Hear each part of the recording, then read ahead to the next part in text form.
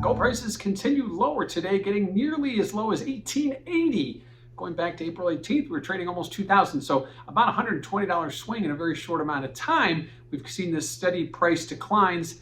Today, a lot of it had to do with the dollar being stronger, with treasury yields moving back higher. And of course, you've got that looming Fed that's out there with their rate hike cycle, which started in March, but looks to pick up steam as we move forward towards the May meeting and beyond. They look to act a little more aggressively. Gold prices coming off, and while they are off the highs, they are not plummeting.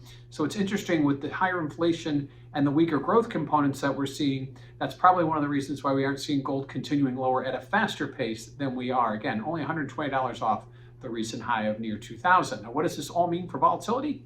Well, check out that CBOL index over at cmegroup.com.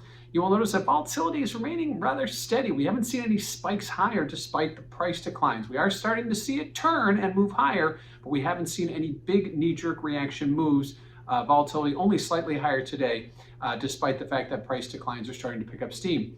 Lastly, what do we have the rest of the week? Well, tomorrow is Thursday. We get the claims number. It's our in-the-moment look at the jobs report. We also get the first look at growth for first quarter, the advanced first quarter GDP numbers, which are anticipated to be around 1%. So that is obviously going to be a thorn in the Fed side. That obviously could be one of the reasons why gold prices haven't moved lower faster. But at this point, growth needs to come back if the Fed wants to continue to act as aggressively as they have spoken that they want to.